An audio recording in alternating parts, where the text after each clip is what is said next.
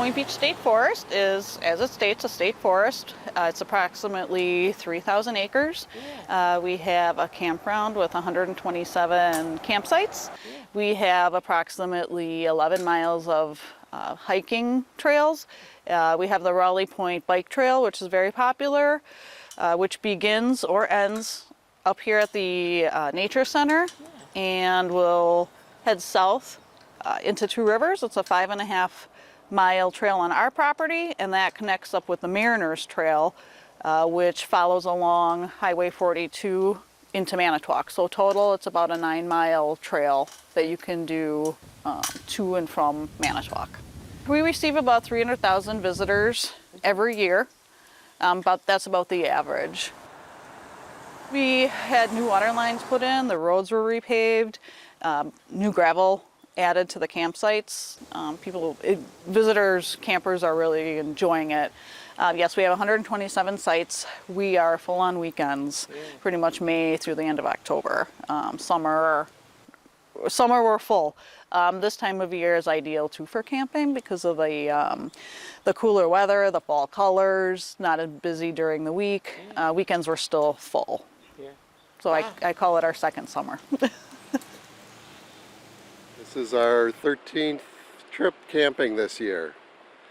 So we're just enjoying our next to last camp trip. It's great, we love it, especially this year. It's without the hot weather, it's been great. So we have been at Coler Andre and Point Beach, I guess, for enjoying the beach traffic. It's nice. It's nice being here sort of shoulder season with not as many people out, and just have the quiet of the waves. The Nature Center has the Nature Center side, the north side of it. On the south side is concessions.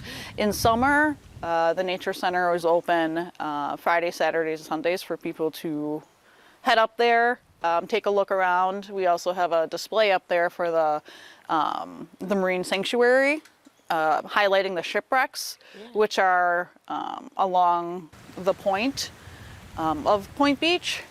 Because the point sticks out, there's a lot of shipwrecks that actually ran aground, sunk. So that's a popular little informative information up at the Nature Center. And then the concessions is run by a private concessionaire. And they have really good food, ice cream, fish fries on Friday, breakfast on Sunday morning. You can also access the beach. You can access the bike trail from there, the Swales Nature Trail. There's 6 miles of beach. So there's 3 separate beach accesses from the parking lots. And that is one of the access points that you can access the beach. A lot of people come and visit the beach. On weekends, parking lots are almost full. We've luckily had a lot of beach, a lot of sand this year. The water levels are approximately at the normal level. So compared to years ago where there was no beach and people could not enjoy it as much, we've had really good weather this summer too. It's been warm, ideal for beachgoers. Well, we're camped not far off the beach, so it's nice to be able to hear the waves in the middle of the night, and to easily get to the beach. It's very nice. Well, this time of year the water's kind of chilly, but again, we just enjoy the sound of the water and the waves. The beach is, really nice fine sand. I'm from the East Coast, and so I kind of compare sand with what you find out there, and it's really lovely sand here. You've got the seagulls, and not much in the way of shell collecting, but there are a lot of interesting things to find too. We have the ridges and swales, which were formed, by glaciers. So it is unique to this area with the ridges and swales. I wouldn't say hundreds, but it's very, very apparent as you're driving in. We get a lot of people taking pictures actually down the swales because they are so, they're easily identified. As you head out, you can see there's the depressions of the swales and then the ridges. So we get a lot of people taking pictures of the water sitting in the swales and just the different, the different landscapes. And then if you head further west, there is the state natural area, the Nipissing Swamp State Natural Area. That was also, at one point it was formed by a glacier. Okay. Obviously there's no longer a lake, but on the west side there is more of a swampy area. So we do have a variety of landscape, heading from, the beaches of Lake Michigan and west on the property. The Ice Age Trail is a linear trail, which starts or ends depending from the south end of our property all the way to the north end. It's a linear trail, so it's approximately, I would say, 9 miles of Ice Age Trail that go through the property. And then we also have the Ice Age Trail campsite and kayak campsite.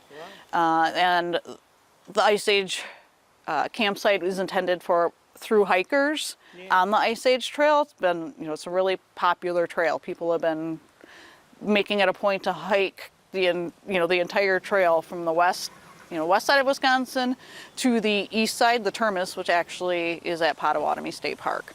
And for those campsites, you do have to make reservations ahead of time. But that is, that's a unique feature. Those sites were added, I'd say, probably about 12, 13 years ago. Our campground is full. Then there are a lot of people. The Rawley Point Bike Trail is very popular. And hikers, I'd say all. So there's a lot to do for all different, interests. All different outdoor activities. It offers a little bit of everything. Riding today is good. It's cloudy and cool, so it's a real good time. I had a few raindrops, but it's not going to rain much. It seems to be a destination for a lot of people. There are people from out of town who come to Manitowoc and Two Rivers to ride the Mariners Trail along the lake, and they also come here to ride on the Rawley Trail here. When we come to this park, we really like to bring our bikes along. So we've traveled on our bikes on some of the paths within the park, but it's easy to get down to Two Rivers and Manitowoc too. It's really great bike riding here. This trail is exceptional because it is well maintained, and it has a lot of hills on it. Not too big, but it has some hills on it. So better than like a Rails to Trails, which is all flat. This has some hills and a lot of interest. It goes through the woods and it ends up at the lake. What could be better? The Rawley Point Lighthouse is on federal property. It's owned and operated by the federal government, by the Coast Guard. You can view the lighthouse, not from their property, but we have a lighthouse viewing trail, which gives you a really nice view of the lighthouse. And then if you head onto the beach and walk south, you'll get a view of the lighthouse from the beach. You do need to have a vehicle admission sticker if you are going to visit the lighthouse, because you will be parking on state property. So those are the rules and regulations. Because the lighthouse, there are 3 apartments in the lighthouse, which one of them used to be occupied by the lighthouse keeper. That was years ago. So now the 3 apartments that are there are available for rent to active and retired military, and that is done through through the Coast Guard, not us. Right. So it is considered, private.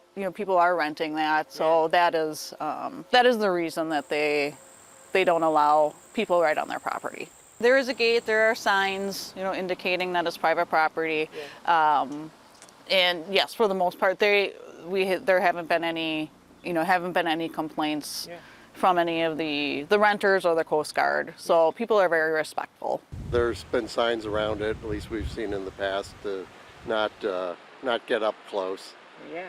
But it's pretty and makes for good photos. We enjoy looking for lighthouses, and I did stop and take a picture just because I think the light's pretty today.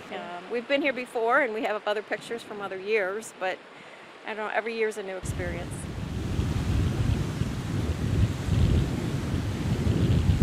You should come here because, again, there's a variety of things to see. You know, we have the 6 miles of beach people can hike. If they want a change of scenery, they can decide to hike on the trails going through the forest. You know, if they bring their bikes, they can bike the Rawley Point Bike Trail. And if the weather is cooperative and calm, we have, there's a parking lot ideal for launching kayaks. That's popular also. Then there's a shipwreck, the Continental, which is located north of the nature center. Okay. It's approximately about a mile paddle out there, but you can actually see the Continental. On a good day, if the waters come, you can see the Continental from the top. There's a buoy with a QR code that you can take a picture of with your phone. It'll give you all the information on that. So that is, you know, highlighting the marine sanctuary.